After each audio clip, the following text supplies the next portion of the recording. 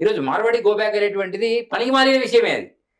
కానీ ఛానల్స్కి రేటింగ్ కావాలి అంటే ఆ విషయం మీద చాలా మంది మాట్లాడుతుంటారు. సో అందరికి అదే అదే ఇప్పుడు అభియోగం.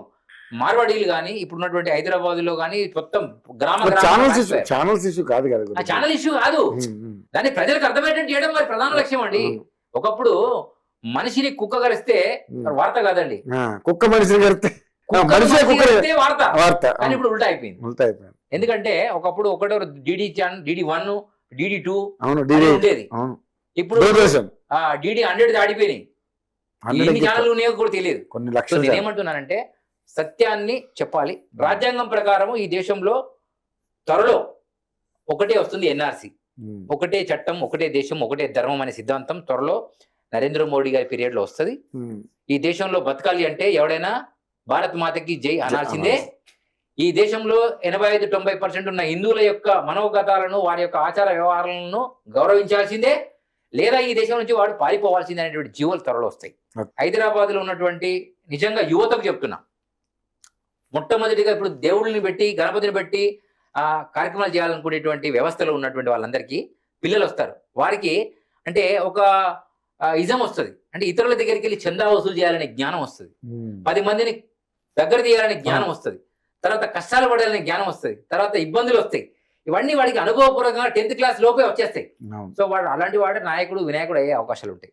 సో అలాంటి వాళ్ళు ఎవరైనా కొత్తగా గణపతి పెడుతున్నామంటే ధనవంతులైన వాళ్ళు ఇదివరకు కోట్లు ఇచ్చిన వాళ్ళందరూ వాళ్ళకి తగ్గించి ఈ సామాన్యమైనటువంటి పిల్లలు మీ దగ్గరికి వచ్చినప్పుడు యూత్ వారికి ఎక్కువగా విరాళాలు ఇచ్చి, వీరైతే మీరు వాళ్ళ వేదికల దగ్గరికి వెళ్ళి ఫోటోలకి ఇచ్చి ఫోజులు ఇచ్చి వాళ్ళకి కొన్ని నీతి నియమాలు చెప్పండి అని నేను ఈ విధంగా పెద్ద మనుషులకు కానీ, రాజకీయ నాయకులకు కానీ, పురోహితులకు, గురువులకు కానీ చెప్తున్నా. ఎందుకంటే ఇక్కడ చిన్నపిల్లలు వచ్చి చందాలాడితే ఇవ్వలేదు అనుకోండి, మనల్ని ఎవడు చందా ఇయ్యడం, వాడు ఏం చేస్తాడు, వాడు కూడా మతం మారే పరిస్థితి వస్తుంది. సో అందుకని వాళ్ళని మనం ఎంకరేజ్మెంట్ చేయాలి. ఇంకోటి, ఈ రోజు పార్టీకి పంచాంగం వచ్చినట్టే పార్టీకి వినాయకుడు తయారయ్యాడు. పార్టీకి 10 పార్టీలు ఉంటే 10 వినాయకులు తయారయ్యాయి 10 గదిలలో.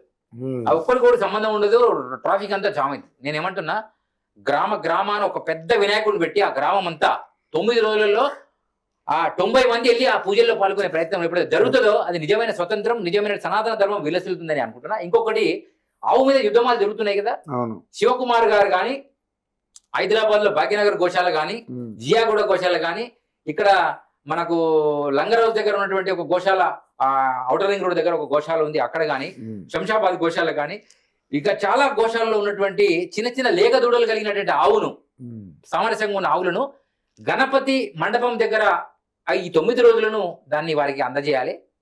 వీరు వెళ్ళి తెచ్చుకోవాలి. ఆ రోజుకి 2 మోపుల గడ్డిని తీసుకొచ్చి అక్కడ పెట్టి మొదటి పూజ ఆవుకు చేయించే పరిస్థితి తీసుకొచ్చి ఆ పురోహితుడు, ఆ మండపాన్ని పెట్టినటువంటి ఆ వ్యవస్థాపకులందరూ కూడా ఫస్ట్ గో పూజ, గోమూత్రంని చల్లుకోవడము, గోపేడను అల్లకడము చేసి ముగ్గులేసి తర్వాతనే గణపతి పూజ చేస్తే గణపతి బెస్తాడని సందర్భంగా నేను తెలియజేస్తున్నా.